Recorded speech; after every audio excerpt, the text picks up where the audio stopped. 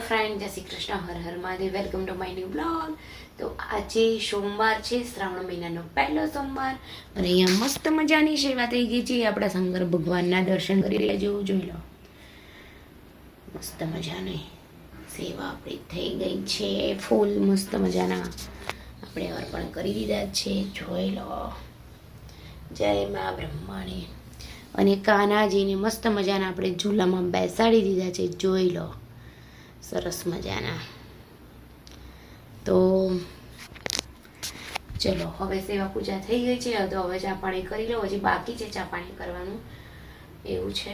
3 મહિને જઈને ગયા સ્કૂલે ને બહાર જો મસ્ત મજાનો તડકો આવી ગયો છે. રાત્રે વરસાદ પડ્યો હતો, સવારે ઉઠ્યા એટલે આમ થોડોક પડતો હતો. સવારે ઉઠ્યા બધું ભીનું હતું, એવું હતું. અત્યારે મસ્ત મજાનો તડકો આવી ગયો છે. તો ચલો હવે આપણે બીજું બધું કામ કરીએ. હજી મારે વિષ્ણુ સહસ્ત્રના નામ પણ વાંચવાના છે, તો એ વાંચી લઉં અને પછી હું બીજું બધું કરું. જય શ્રી કૃષ્ણ.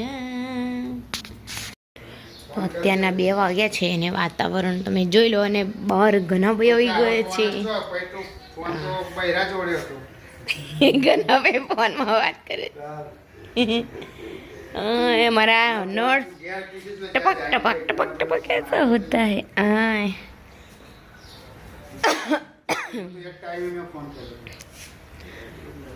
गना भाई बोला मजाમાં? બસ મજામાં.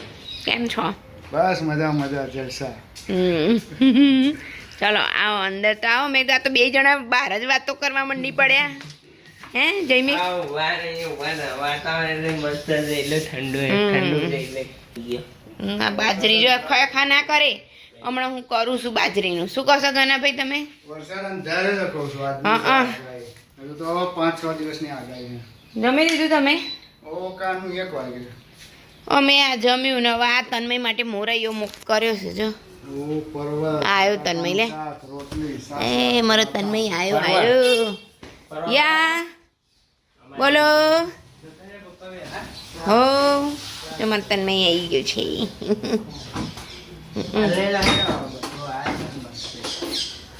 આ તો અહીંયા લાવો, આપો એટલે લઈ જાઉં. હા જો તો ખરી. હા, સ્ટાઇલિશ મેન આયા, સ્ટાઇલિશ મેન. તન્મય માટે આવે બહુ આમ થઈ ગઈ, હરી બહુ જાય છે. શી ખબર જ્યુસ બની રહ્યું છે. અને એની માટે મોરૈયો થઈ ગયો છે, અને મેં કીધું આ મોસંબી થોડી છે તો જ્યુસ કાઢી દઈએ તો ખાઈએ. હા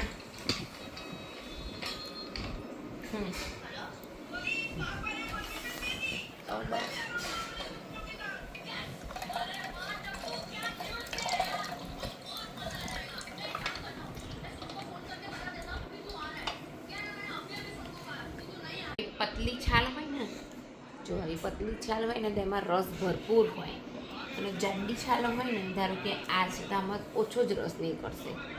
જો આનાથી બી થોડીક જાડી હોય જે તેમાં રસ ઓછો નીકળે, અને પતલી છાલ હોય ને તેમાં રસ ભરપૂર હોય મોસંબીને. એટલે મોસંબી લો ને એટલે જોઈ લેવાનું કે જાડી છાલ છે કે પાતળી છાલ છે. બરોબર જયમીભાઈ? હા, તો આપણે એનું જોઈ લઈએ કેટલો નીકળે છે. હા, આટલું બધું નીકળી ગયું. જેવું આનું નીકળે ને એવું ના નીકળે. બરાબર. હા, અહીંયા પાછા આપણે આવી ગયા છીએ રસોડામાં, અને કાલે જે ઢોસા બનાવ્યા હતા એનું ખીરું વધ્યું છે.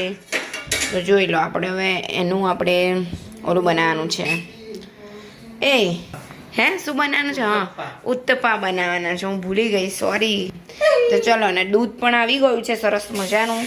તો દૂધ ગરમ કરી લઈએ અને આની અંદર બધો મસાલો કરી દઈએ. કેપ્સિકમ, ડુંગળી, ટામેટું બધું સમારી દઈએ.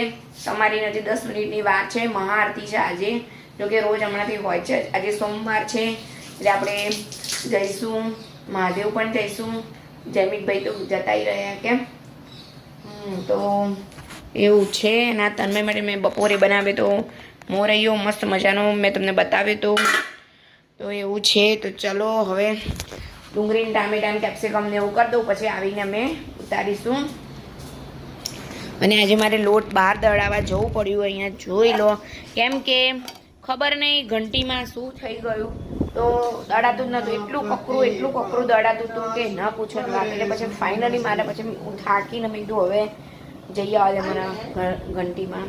તો ઘંટીએ જઈને આવી ગઈ છું અને થોડુંક મૂડ બી ઓફ થઈ ગયો, કારણ કે ઉપર મારે બીજું કામ કરતું પણ બસ એમાં જ 15-20 મિનિટ બગડી ગઈ મારે, એવું થયું છે. તો ચલો હવે આપણે મળીએ આરતીમાં. જો અહીંયા લિયો પણ મારી સાથે આવી રહ્યું છે મંદિર જવા માટે.